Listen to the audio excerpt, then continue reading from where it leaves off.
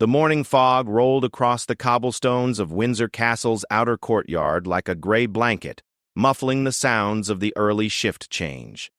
Captain James Mitchell adjusted his red tunic and checked his pocket watch. 6:30 in the morning, and already the delivery trucks were lining up at the service entrance waiting for their routine security checks. James had been a member of the Queen's Guard for 12 years, and in all that time, he had developed an eye for details that others might miss. It was this attention to detail that had earned him his promotion to captain, and it was this same instinct that made him pause as he watched a white delivery van approach the checkpoint. The van looked ordinary enough: white paint, commercial license plates, and the logo of a well-known courier service painted on the side. But something about the driver's behavior caught James's attention. The man behind the wheel kept glancing in his rear-view mirror, his hands gripping the steering wheel tighter than necessary for someone making a routine delivery. "Morning, sir," called out Guardsman Thomas Wright, one of the newer recruits assigned to the checkpoint. "Delivery for the kitchen staff. Says he's got fresh produce and linens." James nodded but continued to observe. The driver, a middle-aged man with thinning hair and nervous eyes, fumbled with his paperwork when Thomas approached the window. His hands shook slightly as he handed over the delivery manifest. "Where's your usual driver?" James asked, stepping closer to the van. "We normally see Derek on the morning runs." "Derek called in sick. I'm covering his route today. First time doing the castle run, actually. Bit nervous, you know. Not every day you deliver to royalty." The explanation seemed reasonable, but James's instincts told him to dig deeper. He had learned to trust these feelings over the years. Too many times, seemingly innocent situations had revealed themselves to be something more serious upon closer inspection. "Mind if we take a look in the back?" James asked politely but firmly. The driver's face went pale. "Is that really necessary? I'm running behind schedule, and the kitchen staff are expecting these deliveries." "Standard procedure, sir. Won't take but a moment." James motioned to Thomas and two other guards to assist. As they walked around to the rear of the van, James noticed that the vehicle's suspension seemed lower than it should be for a delivery truck carrying produce and linens. The rear tires were slightly more compressed than expected. The driver reluctantly unlocked the rear doors, his hands visibly trembling now. As the doors swung open, James saw what appeared to be a normal delivery: crates of vegetables, boxes of cleaning supplies, and several large laundry bags. But something was wrong with one of the laundry bags. While the others were neatly tied and uniform in shape, one bag in the far corner seemed to bulge irregularly. More importantly, James noticed what looked like a piece of expensive fabric protruding from a small tear in the bag. "Thomas, help me with that bag," James ordered, pointing to the suspicious item.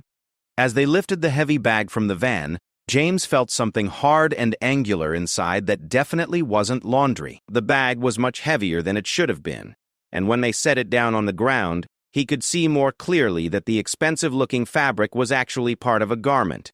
With growing suspicion, James carefully untied the bag.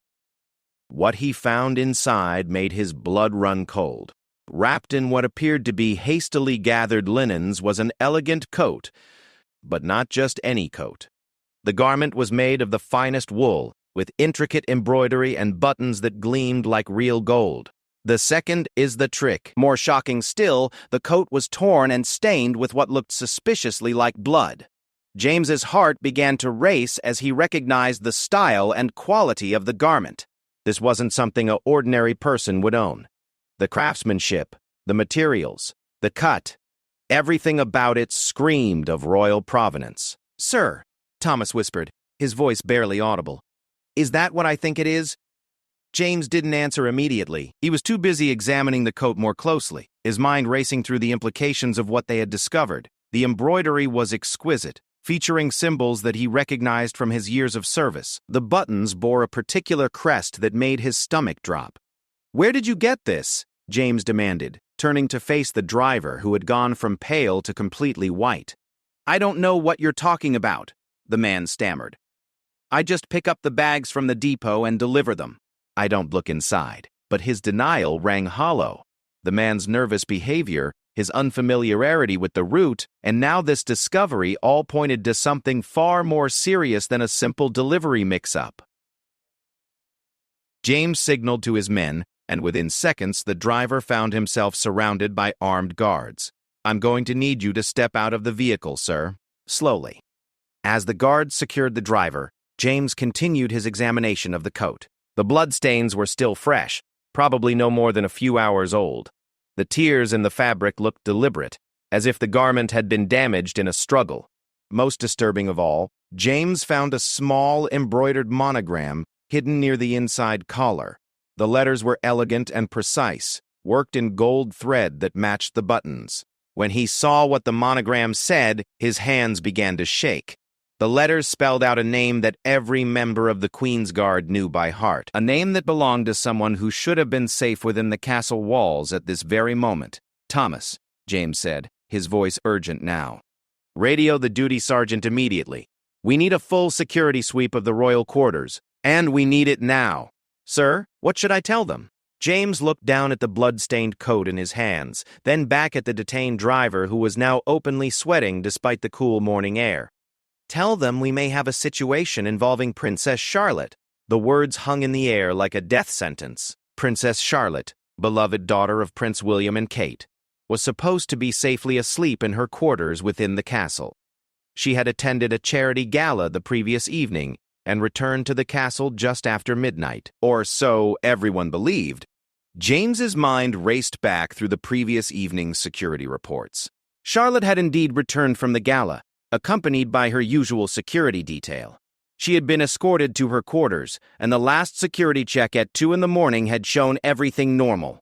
But now, holding her torn and bloodied coat, James realized that something had gone terribly wrong during the night. "Sir," one of the other guards called out, "the driver wants to make a statement." James approached the detained man, who was now sitting on the ground with his hands secured behind his back. The man's face was streaked with sweat, and his eyes darted around desperately. "I want to make a deal," the man said quickly. "I know information, but I want protection." "If certain people find out I talked?" "What information?" James demanded. "About the girl, about what happened last night. But I'm just a small part of it. There are others, important people involved. People you wouldn't suspect." James felt a chill run down his spine. This wasn't a random crime or a simple kidnapping. The man's words suggested something much more complex and dangerous, a conspiracy that reached into unexpected places.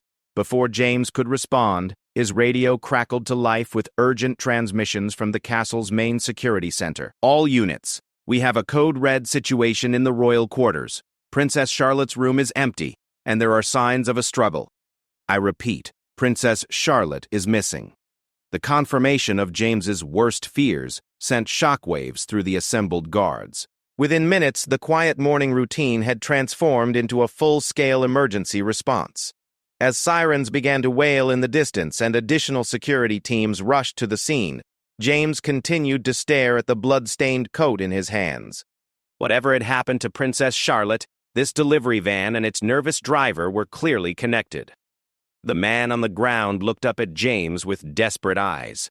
"You don't understand," he said urgently. "This isn't just about kidnapping. There's something much bigger going on. Something that goes all the way to the top." James knelt down beside the man. "Then you better start talking. And you better start now." The driver glanced around nervously, as if afraid that unseen ears might be listening. "There's a group," he whispered. "People in positions of power. They've been planning this for months. The princess isn't just missing, she's been taken for a reason. They want something from the royal family, something that's worth more than any ransom." "What do they want?" "Information, state secrets, access to things that only the royal family can provide. But if the princess doesn't cooperate," the man's voice trailed off. But the implication was clear. James felt his blood run cold. This wasn't just a kidnapping. It was an act of treason that threatened the very foundation of the monarchy. As more security personnel arrived on the scene, James realized that the discovery of Charlotte's coat was only the beginning. Whatever conspiracy had led to the princess's disappearance, it was far more complex and dangerous than anyone could have imagined. The morning fog continued to roll across the castle grounds, but now it seemed ominous rather than peaceful. Somewhere out there, Princess Charlotte was in the hands of people who would stop at nothing to achieve their goals. And James Mitchell, a loyal servant of the crown, had just stumbled into the middle of the most serious threat to the royal family in generations. The torn coat in his hands was more than just evidence of a crime. It was a symbol of how quickly everything could change, how even the most secure places could be penetrated by those with enough determination and inside knowledge. As he watched the controlled chaos of the emergency response unfold around him, James knew that this was going to be the most challenging case of his career. The safety of Princess Charlotte, and possibly the stability of the entire royal family, now depended on their ability to unravel a conspiracy that seemed to reach into the very heart of the establishment they had sworn to protect. The delivery van sat empty now, its contents spread across the courtyard for forensic examination. But the real investigation was just beginning, and James had a sinking feeling that before it was over, they would discover that the threat to the royal family was far greater than anyone had ever imagined. The emergency command center at Windsor Castle had been transformed into a war room within an hour of discovering Princess Charlotte's empty quarters. Detective Chief Inspector Sarah Barnes of the Metropolitan Police's Protection Command arrived with a team of specialists, while MI5 agents worked alongside Castle Security to coordinate the search efforts. James Mitchell found himself at the center of the investigation, his discovery of the blood-stained coat making him a key witness in what was rapidly becoming a national security crisis. As he sat across from DCI Barnes in the makeshift interview room, he couldn't shake the image of Charlotte's torn garment from his mind. "Tell me again about the driver's behavior," Barnes said, her pen poised over her notepad. "You said something seemed off from the moment you saw the van." James closed his eyes, forcing himself to remember every detail. He was nervous, more than just first-day jitters. His hands were shaking when he handed over the paperwork, and he kept looking in his mirrors like he expected to be followed. "And he claimed to be covering for Derek?" "That's what he said. We've had Derek making deliveries for 3 years now. Never missed a day, never caused any trouble. Very reliable." James paused.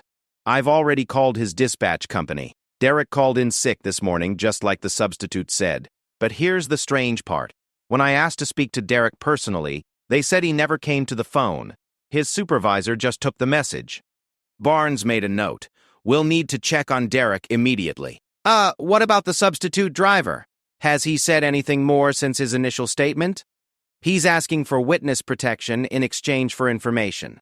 Claims this goes much deeper than a simple kidnapping." James leaned forward. "Inspector, I've been thinking about the timing. Charlotte returned from the charity gala at midnight. Security checked on her at 2 a.m., and everything was normal. But for this driver to have her coat in his van by 6:30 this morning." "The window is very narrow," Barnes agreed, "which suggests either inside help or someone with intimate knowledge of the castle's security protocols." Before James could respond, Agent David Crawford from MI5 entered the room. His face was grim, and he carried a thick file under his arm. "We've got problems," Crawford announced without preamble. "The driver's real name is Michael Foster, and he's got connections we didn't expect. Financial records show payments from an offshore account totaling £50,000 over the past 6 months. Small amounts, carefully spaced to avoid detection." Barnes looked up sharply. "Payments for what?" "That's what we're trying to determine. But here's the concerning part. Foster's been making regular visits to a private security firm in London, the same firm that provides additional protection services for several high-profile families." "You mean he's been gathering intelligence?" "It looks that way. The security firm has contracts with some of the most prominent families in Britain. If someone wanted inside information about protection protocols, security schedules, or personal habits, this would be an ideal source." The implications of Crawford's revelation sent shockwaves through the room. If Foster had been gathering intelligence for months, then Charlotte's disappearance wasn't a crime of opportunity. It was a carefully planned operation. "We need to talk to Foster again," Barnes declared. "And this time, he's going to tell us everything." 20 minutes later, they sat across from Michael Foster in a secure interview room. The man looked even more nervous than he had at the checkpoint, his eyes darting between the 3 interrogators like a trapped animal. "Michael," Barnes began, her voice deceptively calm, "we know about the payments. We know about your visits to the security firm. What we don't know is who's paying you and where Princess Charlotte is right now. Foster's composure cracked immediately. "You don't understand," he said, his voice barely above a whisper. "They told me it was just surveillance, just keeping track of schedules and routines. They said nobody would get hurt." "Who told you that?" Crawford leaned forward. "I never met them directly. Everything was done through intermediaries. Phone calls, text messages, drop-offs." Foster's hands shook as he spoke. "The money was good, and they said all they wanted was information. When comings and goings happened, who was where and when." "But it escalated," James observed. Foster nodded miserably. "Last week, they asked for something different. They wanted to know about service entrances, about delivery schedules. They said they needed to get something into the castle without going through normal security." "What kind of something?" Barnes demanded. "They wouldn't tell me. But they paid me an extra £10,000 just for the information." Foster looked up at them with desperate eyes. "I swear, I thought it was drugs or stolen goods. Rich people stuff, you know. You never thought they were planning to kidnap a member of the royal family," Crawford finished. The room fell silent as the full scope of Foster's involvement became clear. He hadn't just been a passive observer, he had been an active participant in planning Charlotte's abduction. Barnes leaned back in her chair, studying Foster carefully. "The coat we found in your van. How did you get it?" "They called me at 4 this morning. Told me to go to a warehouse in East London and pick up a package. Said it was urgent, that I needed to get it to a disposal site outside the city." Foster's voice cracked. "When I saw what was in the bag, I knew something had gone wrong. But they said if I didn't complete the delivery, they'd kill me." "What warehouse?" Crawford pulled out his phone, ready to dispatch a team. Foster gave them an address in an industrial district of London. Within minutes, Crawford was coordinating with local police to secure the location. "There's more," Foster continued, his voice growing weaker. "They told me this was just the beginning. Said that Charlotte was phase 1 of something bigger." James felt his blood turn to ice. "What's phase 2? "I don't know the details, but I heard them talking. Something about other targets, other members of the family. They said once they had what they wanted from Charlotte, they would move on to bigger prizes." The room erupted in controlled chaos as Barnes and Crawford began making urgent phone calls to enhance security for the entire royal family. James remained focused on Foster, sensing there was still more information to be extracted. "Michael, think carefully," James said quietly. "In all your interactions with these people, did you ever hear names, see faces, anything that could help us identify them?" Foster closed his eyes, concentrating. "There was one thing. During one of my visits to the security firm, I overheard a conversation. 2 men talking about someone called the Architect. They said he was the one running the whole operation, that he had connections everywhere." "Connections where? Government, police, maybe even—" Foster hesitated, glancing around nervously. "Maybe even inside the palace itself." The suggestion that the conspiracy reached into the royal household sent shockwaves through the investigators. If there was a mole within the palace staff, then no security measure could be considered truly secure. Barnes ended her phone call and returned to the interview. "Michael, we're going to offer you protection in exchange for your full cooperation. But I need you to understand something. If Princess Charlotte is harmed because you held back any information, protection won't save you from what happens next." Foster nodded quickly. "There's a meeting tomorrow night. I was supposed to deliver proof that the package had been disposed of. They're expecting confirmation that the evidence was destroyed." "Where's the meeting?" "A restaurant in Mayfair. Very upscale, very private. The kind of place where important people can have conversations without being overheard." Crawford looked up from his phone. "We could wire you up, send you to the meeting. Get names and faces." "They'll kill me if they suspect anything," Foster protested.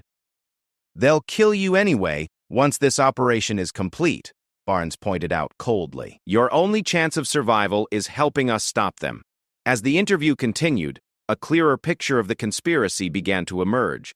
Charlotte's kidnapping was indeed just the first phase of a larger plan designed to extract state secrets and gain leverage over the royal family. The sophistication of the operation, combined with the apparent insider knowledge, suggested that they were dealing with professional criminals or foreign agents. Meanwhile, the search for Charlotte herself continued with increasing urgency. Every hour that passed, reduced the chances of finding her alive and unharmed. The bloodstains on her coat served as a constant reminder that violence had already been used, and more might follow if the kidnapper's demands weren't met. James found himself thinking about Charlotte not as a royal princess, but as a young woman who had been violently taken from her home in the middle of the night. The human element of the crime weighed heavily on him, driving his determination to see the case through to its conclusion. As the investigation team prepared for the next phase of their operation, James couldn't shake the feeling that they were still missing crucial pieces of the puzzle. The conspiracy was bigger than they had initially imagined, and the danger to the royal family was far from over. The afternoon brought additional developments as forensic teams processed evidence from both the delivery van and Charlotte's room. DNA evidence confirmed that the blood on the coat belonged to the princess, but also revealed traces of an unknown sedative that suggested she had been drugged during the abduction. Security camera footage from around the castle grounds showed the delivery van arriving at its scheduled time, but also revealed something more troubling. Earlier footage from the previous evening showed a figure in dark clothing moving through areas of the castle that should have been secure.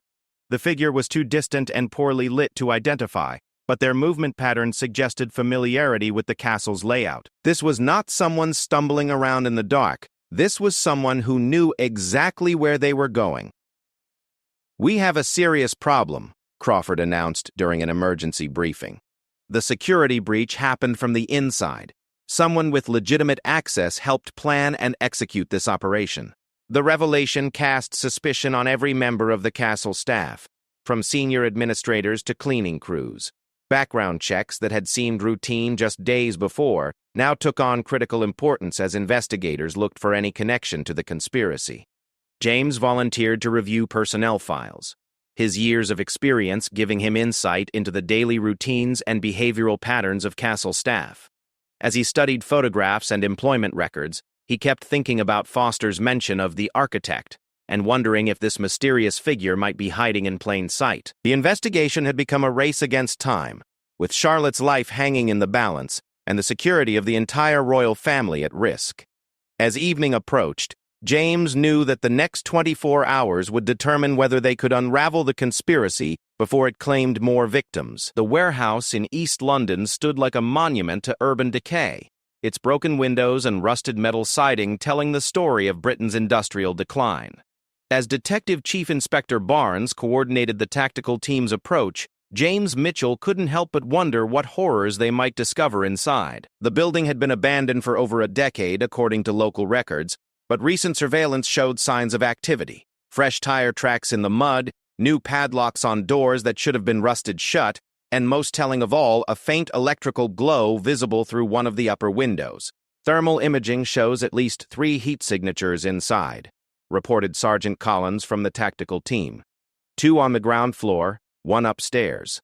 Could be our missing princess. James adjusted his bulletproof vest and checked his radio one final time. Although his role was typically ceremonial, his discovery of Charlotte's coat had earned him a place on the rescue team. MI5 agent Crawford had insisted that James's eye for detail might prove crucial in identifying evidence that others might miss. "Remember," Barnes whispered as they approached the building, "our primary objective is Princess Charlotte's safety. Everything else is secondary." The tactical team moved with practiced precision, surrounding the warehouse while maintaining radio silence. James followed closely behind the lead team, his heart pounding as they reached the main entrance. The door stood slightly ajar, revealing nothing but darkness beyond. The smell that emerged was unsettling, a mixture of chemicals, dampness, and something else that James couldn't quite identify but that made his stomach turn. As they entered the building, their flashlights cut through the gloom to reveal a scene that would haunt James for the rest of his life. The main floor had been converted into a makeshift laboratory, complete with chemical equipment, computers, and what appeared to be medical supplies. But it was the wall of photographs that made James's blood run cold. Dozens of images covered one entire wall. Pictures of Princess Charlotte at various events, detailed floor plans of Windsor Castle, photographs of royal family members, and most disturbing of all, surveillance photos that had clearly been taken without the subject's knowledge. "This isn't just about kidnapping," Crawford muttered, studying the wall. "This is about something much bigger. Agent Williams, who had been examining the computer equipment, looked up with alarm. "Sir, you need to see this. They've been monitoring communications from inside the palace. Phone calls, emails, text messages. They have access to everything." The implications hit James like a physical blow. If the kidnappers had been intercepting royal communications, then they knew far more than anyone had imagined. Travel schedules, security protocols, personal conversations. Nothing would have been secret. A sound from upstairs made everyone freeze. It was faint but unmistakably human, a soft moaning that could only come from someone in distress. The tactical team moved up the narrow staircase with weapons drawn, James following close behind. The upper floor was divided into several small rooms, probably offices from the building's industrial days. The sound was coming from the room at the far end of the corridor. When they reached the door, James could hear it more clearly.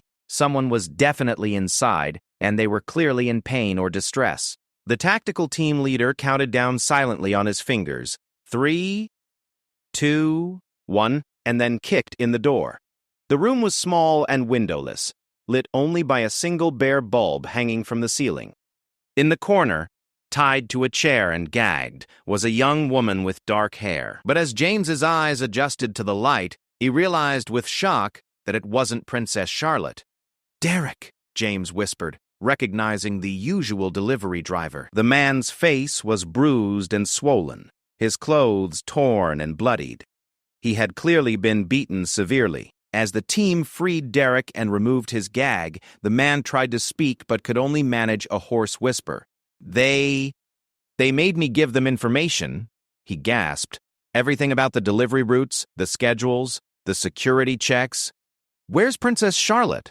Barnes demanded. Derek's eyes filled with tears. "I don't know. They moved her yesterday night. Said they were taking her to the final location." He coughed, wincing in pain. "But I heard them talking. They said something about a country house, somewhere remote. They needed time to break her down, make her cooperate." The discovery of Derek's betrayal under torture added another layer of complexity to the case.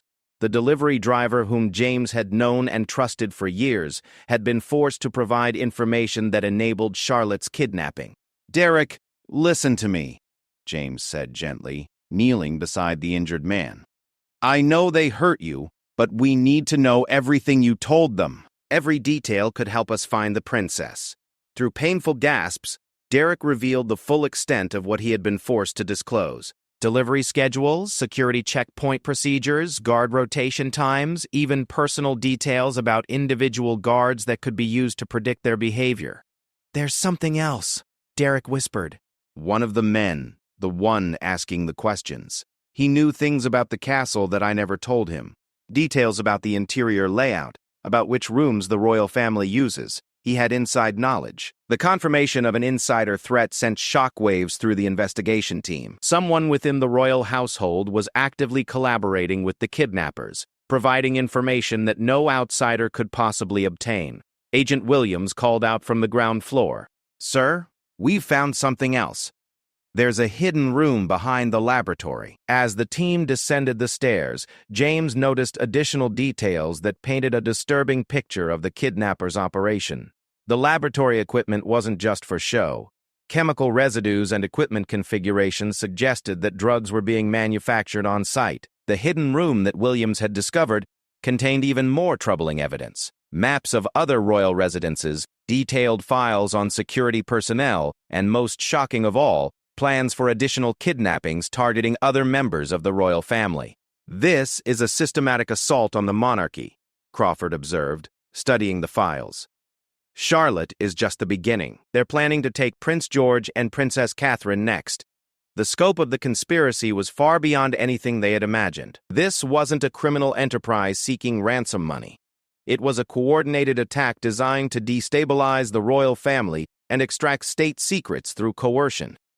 James found himself studying a particular set of photographs that showed Prince William's daily routines in extraordinary detail. Someone had been watching the royal family for months, documenting their habits and identifying vulnerabilities. "Agent Crawford," James called out, pointing to one of the photographs. "Look at the angle of this shot. It was taken from inside the castle grounds, probably from one of the staff areas. Whoever took this had legitimate access. The photograph in question showed Prince William leaving his private study, a location that would be visible only to staff members with specific security clearances. The image quality and angle confirmed that it had been taken by someone with regular access to that area of the castle. Barnes was coordinating with the forensics team when her phone rang. The conversation was brief but intense, and when she hung up, her face was grave. "That was the lab," she announced. "The blood on Charlotte's coat contains traces of a powerful sedative, but also something else. A synthetic compound that we can't identify. It might be something they manufactured here." The discovery of an unknown drug added urgency to the search for Charlotte. If the kidnappers were experimenting with chemical compounds, there was no telling what they might be doing to their prisoner. As the investigation team processed the warehouse scene, James couldn't shake the feeling that they were still missing something crucial. The operation was too sophisticated, too well-informed to be the work of ordinary criminals. Someone with significant resources and connections was orchestrating the entire conspiracy.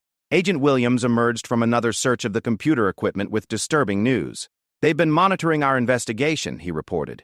"These computers show access logs from police and MI5 databases. Someone has been feeding them information about our progress." The revelation that the kidnappers had real-time intelligence about the investigation explained how they had stayed one step ahead, but it also raised terrifying questions about how deeply the conspiracy had penetrated government and law enforcement agencies. "We need to assume that everything we've discovered here is already known to the kidnappers," Crawford decided. "They'll be moving to alternate locations, changing their plans based on what we find." As the team prepared to leave the warehouse, Derek provided one final piece of crucial information. Despite his injuries and trauma, he remembered overhearing a phone conversation that mentioned a specific location. "They talked about a place called Thornfield Manor," he whispered. "Said it was perfect because it was isolated, had its own security systems, and nobody would think to look there." The name meant nothing to James, but Agent Crawford's face went pale. "Thornfield Manor belongs to Lord Pemberton, one of the Queen's closest advisors. If they're holding Charlotte there?" The implications were staggering. Lord Pemberton had been a trusted member of the royal circle for over 20 years, with access to the most sensitive information about the family's security arrangements and personal lives. "We need to move fast," Barnes declared. "If Lord Pemberton is involved, then Charlotte is in more danger than we realized. And if he's been feeding information to the kidnappers, then every aspect of our investigation may have been compromised." As the team raced back to London, James found himself thinking about the wall of photographs in the warehouse. The level of surveillance and planning suggested that the conspiracy had been in development for years, waiting for the right moment to strike. The discovery of Derek's torture also revealed the ruthless nature of the people they were dealing with. These weren't criminals who would hesitate to use violence to achieve their goals. If they had taken Charlotte to Lord Pemberton's estate, then time was running out to save her. The warehouse had provided crucial intelligence about the scope and sophistication of the conspiracy, but it had also raised more questions than it answered. As they prepared for what might be the final confrontation, James knew that the next few hours would determine not only Charlotte's fate, but the future security of the entire royal family. The country estate of Thornfield Manor lay ahead, and with it, the answers to questions that had been building since James first noticed something wrong with a delivery van on a foggy morning at Windsor Castle. But he also knew that those answers might come at a terrible price. Thornfield Manor sat on the rolling hills of the Cotswolds like something from a Gothic novel, its dark stone walls and towering chimneys creating ominous shadows against the gray afternoon sky. As the convoy of unmarked police vehicles approached the estate, James Mitchell felt a chill that had nothing to do with the October weather. Lord Pemberton's country home had always been considered one of the safest places in England for members of the royal family to visit. Its remote location, extensive security systems, and the Lord's impeccable reputation had made it a frequent retreat for those seeking privacy from the pressures of public life. Now, as James studied the imposing structure through binoculars from their observation post half a mile away, he realized how perfectly the manor suited the kidnappers' needs. The isolation that made it ideal for royal privacy also made it perfect for holding someone against their will. Thermal imaging confirms multiple heat signatures inside, reported Agent Crawford, studying the readouts from their surveillance equipment. At least 6 people on the ground floor, and what appears to be one person alone in an upper room on the east wing. Detective Chief Inspector Barnes coordinated the approach with military precision. That isolated signature could be Princess Charlotte. We'll need to be extremely careful. If they realize we're here, they might. She didn't need to finish the sentence. Everyone understood the stakes. The plan was complex, but necessary. 2 teams would approach from different directions. One would create a diversion at the front of the manor, while the other attempted to reach Charlotte's location through a service entrance that Derek had described during his debriefing. James had volunteered for the rescue team despite Barnes's initial reluctance to include him. His argument was simple but compelling. He had become so invested in the case that his attention to detail might spot something that others would miss. As they moved through the manor's extensive gardens under cover of the approaching dusk, James couldn't help but think about how Lord Pemberton's betrayal would impact the royal family. The man had been a trusted confidant for decades, present at private family gatherings and privy to the most sensitive information about their lives. The service entrance that Derek had mentioned was hidden behind a wall of ivy on the manor's north side. According to the delivery driver's forced confession, this entrance bypassed the main security system and led directly to the servants' quarters. Agent Williams worked quickly to disable the electronic lock, his specialized equipment making short work of what appeared to be a sophisticated security system. As the door clicked open, they found themselves in a narrow hallway, lined with historical portraits that seemed to watch their every move. The manor's interior was a maze of corridors and rooms that reflected centuries of additions and renovations. James used his knowledge of similar historic buildings to navigate toward the east wing, where thermal imaging had detected the isolated heat signature. As they moved through the darkened hallways, they began to hear voices from somewhere deeper in the building. The sound was muffled but clearly human. Multiple people engaged in what sounded like an intense discussion. "This way," James whispered, leading the team toward a grand staircase that would take them to the upper floors. The voices were growing clearer, and he could make out distinct accents and speech patterns. One voice in particular made his blood run cold. It was cultured, aristocratic, and unmistakably familiar. Lord Pemberton himself was somewhere in the building, apparently coordinating the operation. The east wing of the manor's upper floor was accessed through a narrow corridor lined with family portraits. As they approached the area where Charlotte was believed to be held, James noticed something that made him pause. Fresh scuff marks on the ancient wooden floor suggested recent heavy traffic in an area that should have been rarely used. More telling, he could smell something that didn't belong in a historic manor, the distinctive odor of medical disinfectant. Agent Williams tested the air with a handheld device and confirmed James's suspicion. "Chemical traces consistent with surgical-grade cleaning products," he whispered. "Someone's been very careful about maintaining sterile conditions." The implication was disturbing. If the kidnappers were maintaining surgical-level cleanliness, it suggested that they might be conducting medical procedures on their prisoner. The thought of what Charlotte might be enduring made James's jaw clench with anger. They reached a heavy oak door at the end of the corridor, and James could hear something from the other side, a faint sound that might have been breathing or perhaps quiet sobbing. The thermal imaging had been right. Someone was definitely in that room. As Agent Crawford prepared to breach the door, James noticed something that made him signal for the team to stop. The door handle showed signs of recent installation: new screws, fresh wood shavings, and most importantly, a locking mechanism that was far more sophisticated than anything else they had seen in the manor. "This isn't just a locked room," James whispered. "It's a prison cell." Crawford's specialized equipment revealed that the lock was electronic and required a specific code sequence. More concerning, the door frame showed evidence of soundproofing materials. Whoever was inside wouldn't be able to call for help even if they tried. As Williams worked to defeat the electronic lock, they heard footsteps approaching from somewhere else in the building. The rescue operation had been discovered, and time was running out. The lock finally clicked open, and as the door swung inward, James saw a sight that would haunt his dreams for years to come. The room had been converted into a sterile medical facility, complete with monitoring equipment, IV drips, and restraining devices. On a hospital bed in the center of the room lay Princess Charlotte, unconscious and connected to various monitoring devices. Her face was pale but unmarked, suggesting that her captors had avoided obvious physical violence. However, the array of medical equipment suggested that other forms of coercion might have been employed. Agent Crawford immediately began checking Charlotte's vital signs, while Williams established a security perimeter. James approached the bed and noticed details that painted a disturbing picture of the princess's captivity. Charlotte was dressed in hospital scrubs rather than her own clothes, and her arms showed evidence of recent IV insertions. Most troubling, monitoring electrodes were attached to her head in a configuration that suggested they had been measuring brain activity. "She's alive but heavily sedated," Crawford reported. "Whatever they've been giving her, it's kept her unconscious for extended periods." As they prepared to move Charlotte, James noticed a stack of medical charts on a nearby table.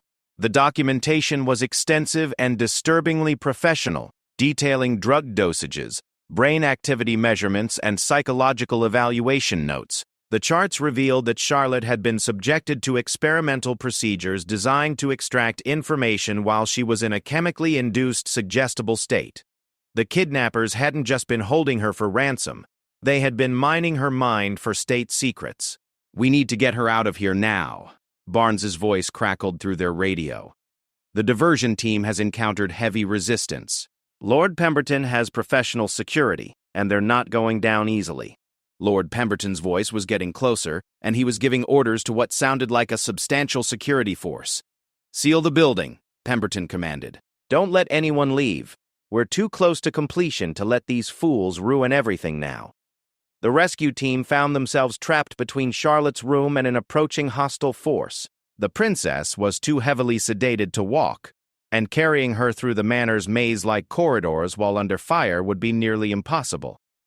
James studied the room's layout and noticed something that might provide an alternative escape route. The east wing's windows faced a section of roof that connected to the building's original medieval tower. If they could reach that tower, they might be able to get Charlotte to safety without encountering Pemberton's security force. "There's a way out through the roof," James announced, studying the architectural details visible through the window. "The tower has its own staircase that leads to the ground floor on the opposite side of the building." Agent Crawford looked skeptical. "Moving an unconscious person across a roof in the dark? That's extremely risky." "Less risky than trying to fight our way through a building full of armed men," James replied. "And we have no idea what other procedures they might try to perform on her if we don't get her out now." The sound of approaching footsteps made the decision for them. Crawford and Williams carefully lifted Charlotte, while James opened the window and tested the structural integrity of the roof tiles. The medieval stonework was solid, but the tiles were slick with moisture from the evening air. Moving across them while carrying an unconscious person would require extreme care and no small amount of luck. As they began the precarious journey across the roof, James could hear Lord Pemberton's security team breaking down doors in their search. The sound of their heavy boots echoed through the manor as they systematically checked each room. Halfway to the tower, Charlotte began to stir. The movement and fresh air were apparently helping to counteract whatever drugs had been keeping her unconscious. She made soft sounds that suggested she was beginning to regain awareness. "Charlotte," James whispered softly, hoping she could hear him. "You're safe now. We're getting you away from here." Her eyes fluttered open briefly, unfocused but definitely conscious. When she tried to speak, only a hoarse whisper emerged, but James could make out a single word: "Father."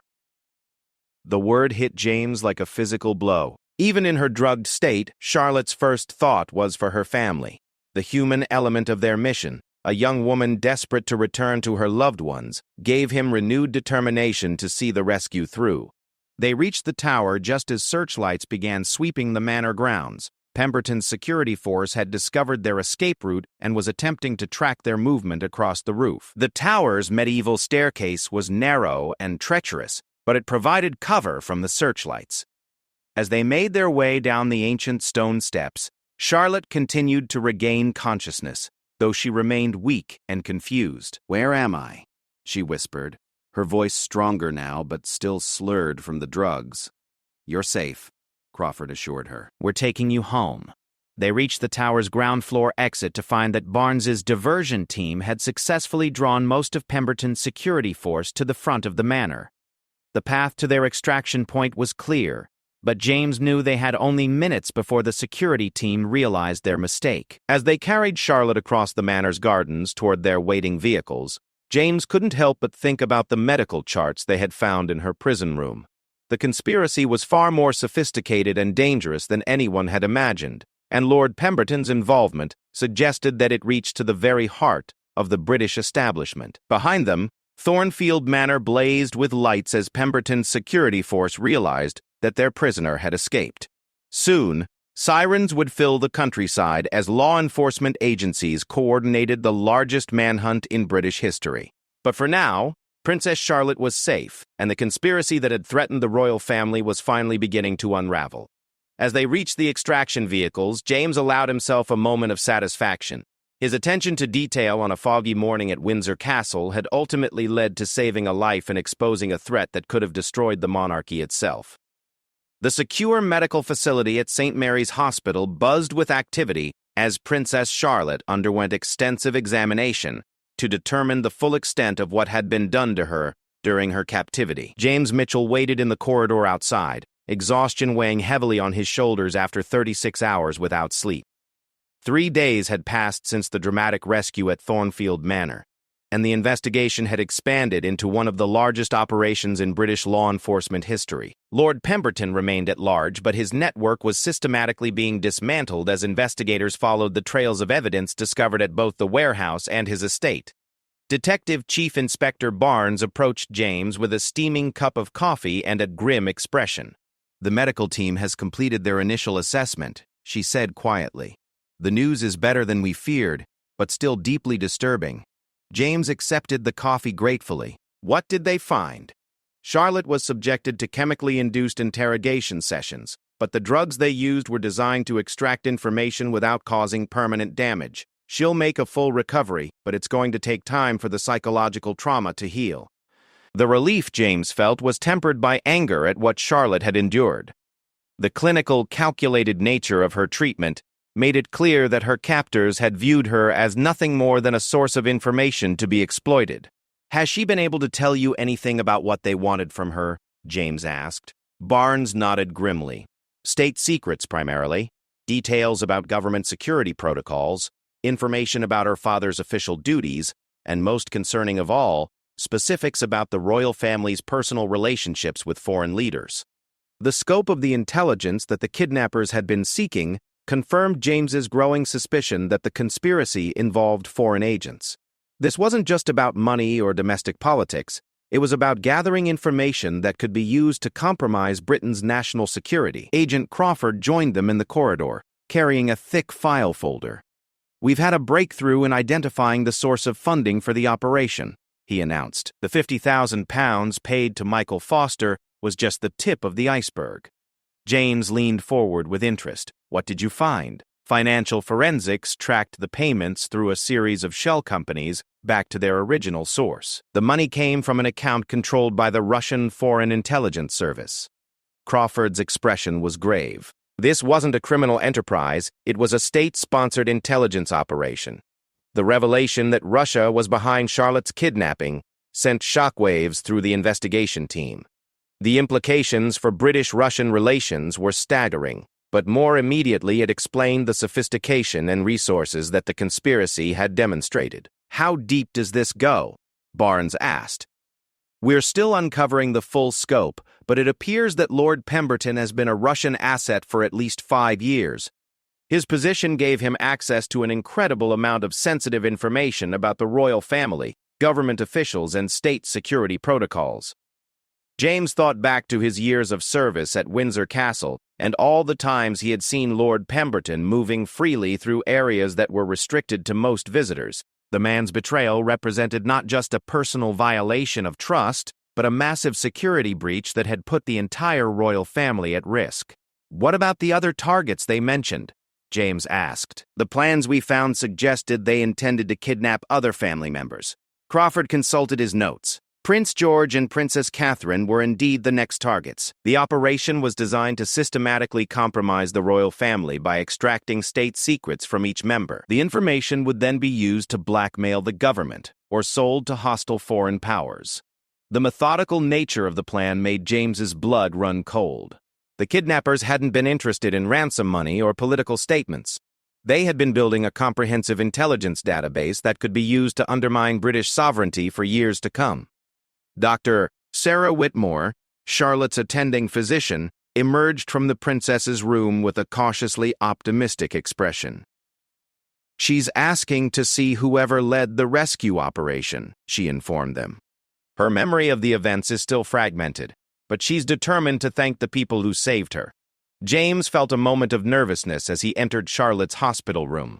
Despite his years of service, he had never spoken directly with a member of the royal family under circumstances like these. Charlotte looked pale but alert, sitting up in bed with her dark hair pulled back and wearing a simple hospital gown that somehow didn't diminish her natural dignity. When she saw James enter, she offered a weak but genuine smile. "Captain Mitchell," she said, her voice still somewhat hoarse from the drugs.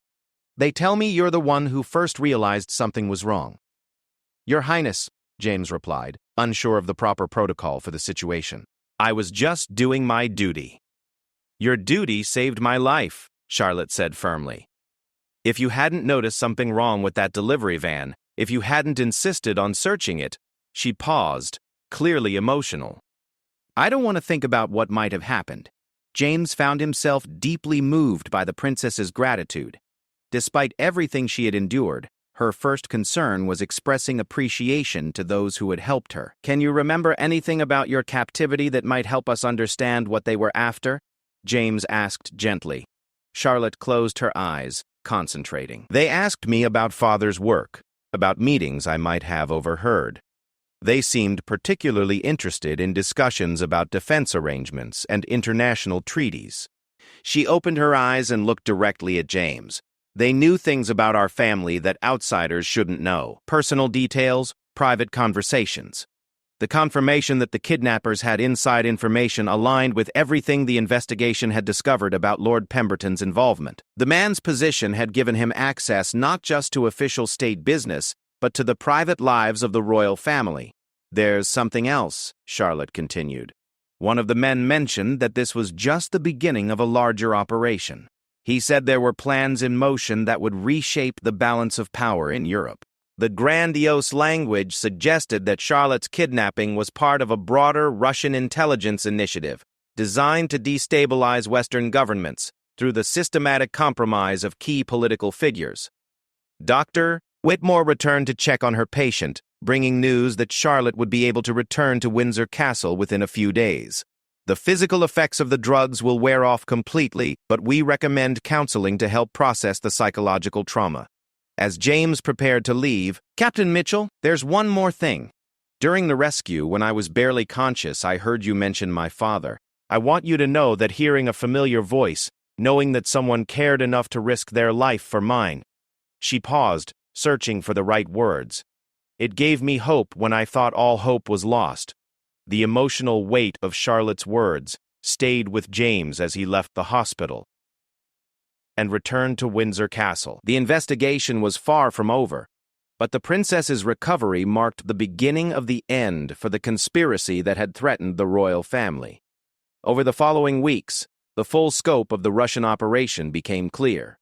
Lord Pemberton had been systematically gathering intelligence for years, using his position to access state secrets and personal information about the royal family. The plan to kidnap Charlotte had been designed to extract information that couldn't be obtained through conventional espionage. Michael Foster, the substitute delivery driver, received a reduced sentence in exchange for his cooperation in identifying other members of the network. Derek, the regular driver, was cleared of any wrongdoing and resumed his duties after recovering from his injuries. The warehouse in East London yielded a treasure trove of intelligence about Russian operations in Britain, leading to the exposure and arrest of dozens of foreign agents. The sophisticated surveillance and communication equipment found there revealed the extent to which hostile foreign powers had penetrated British society. Lord Pemberton himself remained a fugitive for several months before being captured at a private airfield attempting to board a flight to Moscow. His arrest and subsequent trial exposed the vulnerability of the British establishment to foreign infiltration and led to a complete overhaul of security protocols for government officials and the royal family. James Mitchell found himself at the center of the media attention surrounding the case. though he consistently deflected praise to the team effort that had made Charlotte's rescue possible. His keen observation skills and attention to detail had indeed been crucial, but he knew that the successful outcome had required the cooperation of dozens of professionals from multiple agencies. The investigation also led to important changes in royal security procedures. Background checks for staff and advisors were strengthened, surveillance systems were upgraded, and new protocols were established for monitoring communications and detecting insider threats. For James personally, the case represented the culmination of his career as a royal guard. His actions had directly saved a life and helped expose a threat that could have compromised British national security for years to come. The Queen herself awarded him the Royal Victorian Medal for his exceptional service. But perhaps most importantly, the case had demonstrated the value of vigilance and attention to detail in protecting those who serve the public. James's willingness to trust his instincts and investigate what seemed like a minor irregularity had prevented a catastrophe that could have shaken the foundations of the British monarchy. Princess Charlotte made a full recovery and returned to her royal duties. Though the experience had clearly changed her, she spoke publicly about the importance of vigilance against foreign threats and the debt of gratitude that all Britons owed to the security professionals who worked tirelessly to protect democratic institutions. The torn coat that had first alerted James to the conspiracy was preserved as evidence, but it also served as a symbol of how quickly circumstances could change and how important it was to remain alert to signs of danger. In the end, it wasn't advanced technology or sophisticated intelligence gathering that had saved Princess Charlotte. It was the careful observation of a dedicated guard who noticed that something wasn't quite right with a delivery van on a foggy morning. As James returned to his regular duties at Windsor Castle, he carried with him the knowledge that his vigilance had made a real difference. The conspiracy had been exposed, the princess was safe, and the royal family could continue their service to the British people with the confidence that those sworn to protect them would never stop watching for signs of danger. The case of Princess Charlotte's kidnapping became a landmark in British law enforcement, demonstrating the importance of international cooperation in combating state-sponsored terrorism and the critical role that individual alertness plays in maintaining national security. For James Mitchell, it was simply the natural result of doing his duty to the best of his ability, guided by an unwavering commitment to protecting those he had sworn to serve.